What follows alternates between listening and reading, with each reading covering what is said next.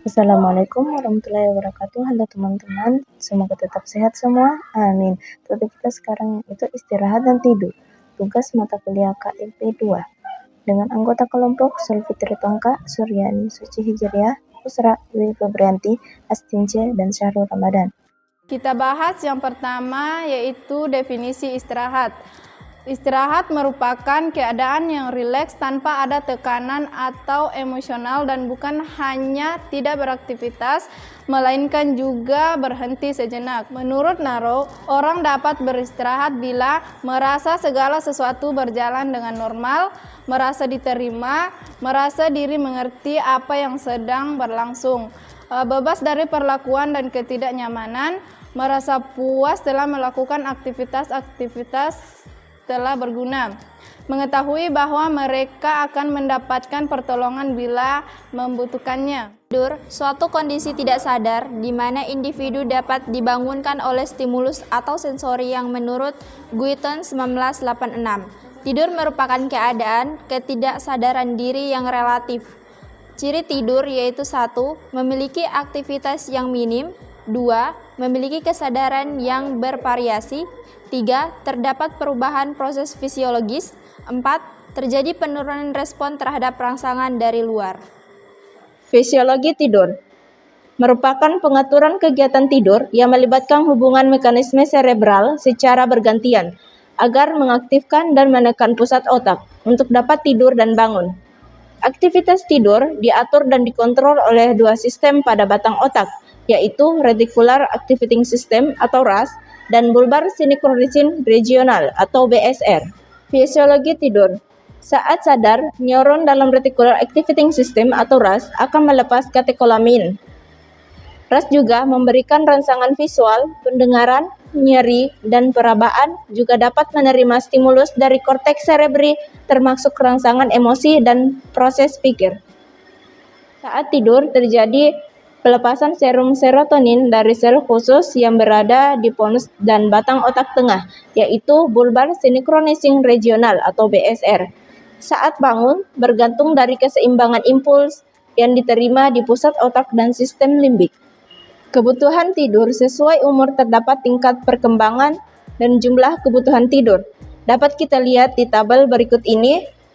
0 sampai 1 bulan, bayi baru lahir, kebutuhan tidur adalah 14 sampai 18 jam per hari. Usia 1 sampai 18 tahun, masa bayi 12 sampai 14 jam per hari. Usia 18 bulan sampai dengan 3 tahun, masa anak, kebutuhan tidur 11 sampai 12 jam per hari. 3 sampai 6 tahun, perkembangan masa prasekolah 11 jam per hari. 6 sampai 12 tahun, masa sekolah 10 jam per hari. 12 sampai 18 tahun, masa remaja 8,5 jam per hari. 18 sampai 40 tahun, masa dewasa, kebutuhan tidur 7 sampai 8 jam per hari. Usia 40 sampai 60 tahun, masa muda parubaya 7 jam per hari. Usia 60 tahun ke atas atau masa dewasa tua, kebutuhan tidur 6 jam. Jenis tidur. Berdasarkan penelitian yang dilakukan, diketahui ada 2 tahapan tidur, yaitu non-rapid eye movement atau NREM dan rapid eye movement atau REM. NREM tidur yang disebabkan oleh menurunnya kegiatan di dalam sistem pengaktifasi retikularis, disebut tidur gelombang pendek. Tidur REM yang disebabkan oleh penyaluran isyarat-isyarat abnormal dari dalam otak meskipun kegiatan otak mungkin tidak tertekan secara berarti, disebut dengan jenis tidur paradoks. Tahap tidur dimulai dari pre-sleep, sleepiness atau mengantuk menuju ke NREM stage 1 atau tahap 1, NREM stage 2 atau tahap 2, NREM stage 3 atau tahap 3, NREM stage 4 atau tahap 4, NREM stage 3 kembali, menuju kembali NREM stage 2, kembali ke REM sleep, menuju REM sleep, kembali lagi ke NREM stage 2. Tahap tidur NREM pada tahap pertama, tahap transisi antara bangun dan tidur dengan ciri rileks, masih sadar dengan lingkungan, merasa ngantuk, bola mata bergerak dari samping ke samping, frekuensi nadi dan nafas menurun, dapat bangun segera selama tahap ini dan berlangsung selama 5 menit. Tahap 2 merupakan tidur ringan dan proses tubuh terus menurun dengan ciri mata pada umumnya menetap, denyut jantung dan frekuensi nafas menurun, temperatur tubuh menurun, metabolisme menurun, berlangsung pendek, berakhir selama 10-15 menit.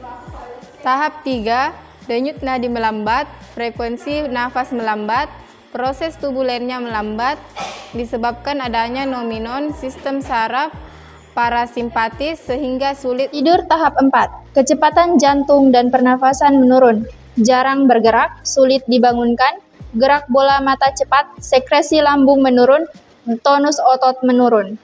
Tidur paradoks REM berlangsung pada tidur malam yang terjadi selama 5-30 menit, rata-rata timbul selama 90 menit. Pada periode pertama, yaitu 80-100 menit, kondisi orang sangat lelah, awal tidur sangat cepat, bahkan jenis tidur ini tidak ada. Ciri-ciri tidur REM ada beberapa. Yang pertama, biasanya disertai mimpi aktif. Yang kedua, lebih sulit dibangunkan daripada tidur nyenyak NREM. Yang ketiga, tonus otot selama tidur nyenyak sangat tertekan.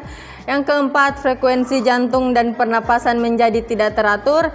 Yang kelima, pada otot perifer terjadi beberapa gerakan otot yang tidak teratur. Yang keenam, mata cepat tertutup dan terbuka, nadi cepat dan irregular, tekanan darah meningkat, sekresi gaster meningkat, dan metabolisme meningkat. Yang terakhir, tidur REM penting untuk keseimbangan mental, emosi juga berperan dalam belajar, memori, dan adat.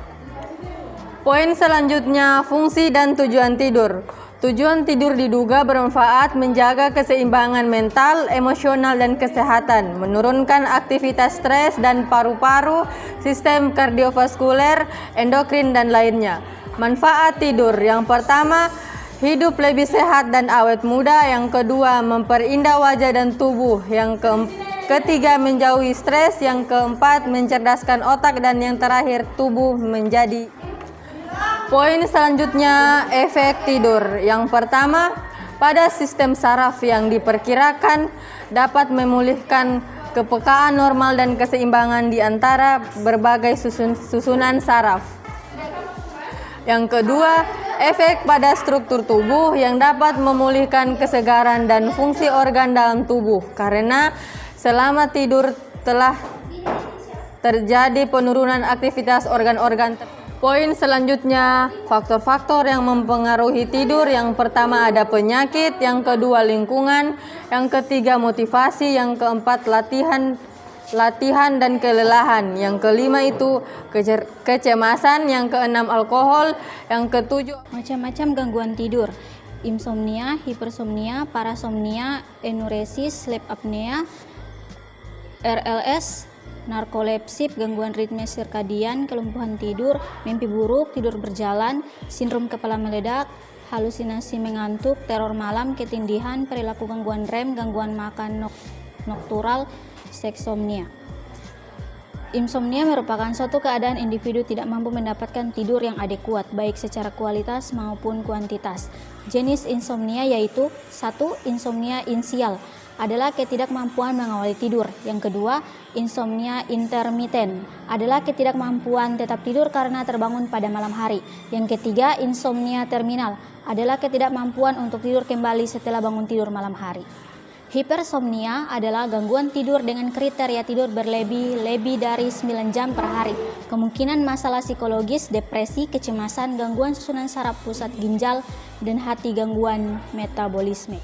Parasomnia sendiri adalah jenis gangguan tidur yang membuat penderita melakukan gerakan dan perilaku tidak normal saat tidur. Tak hanya tidur berjalan, gerakan dan perilaku tidak normal tersebut dapat berupa menggigau, mengeluarkan rintihan, mimpi buruk, mengompol, menggertakkan gigi, mengatupkan rahang. Enuresis merupakan buang air kecil yang tidak sengaja pada waktu tidur atau disebut juga mengompol. Macam enuresis: yang pertama, enuresis nokturnal. yaitu mengompol pada waktu tidur. Yang kedua, enuresis diurna, yaitu Faktor resiko gangguan tidur: lingkar leher, pembesaran jaringan hidung, mulut atau tenggorokan, kelainan bentuk tulang, konsumsi alkohol, konsumsi obat-obatan tertentu, konsumsi berlebihan bahan makanan yang kadar gulanya tinggi atau sugar rush, tidur terlentang dan menggunakan bantal, kebiasaan tidur yang buruk, kelainan. Komplikasi gangguan tidur: lemas dan mengantuk, mudah marah, sulit berkonsentrasi saat aktivitas. Pengobatan gangguan tidur harus berdasarkan penyebab yang mendasarinya. Pengobatan umum merupakan kombinasi antara perawatan medis dan perubahan gaya hidup. Pencegahan gangguan tidur: mengonsumsi banyak sayuran dan ikan, mengurangi asupan gula, mengurangi stres dan kecemasan dengan aktivitas fisik, mengikuti jadwal tidur yang teratur dan konsisten, minum air putih lebih sedikit sebelum tidur, membatasi asupan kafein, terutama pada sore atau malam hari, mengurangi penggunaan rokok dan alkohol, mengurangi asupan karbohidrat menjelang tidur. Demikian penjelasan tentang topik istirahat dan tidur. Mudah-mudahan dapat memperluas wawasan kita bersama. Kami pamit undur diri. Assalamualaikum warahmatullahi wabarakatuh.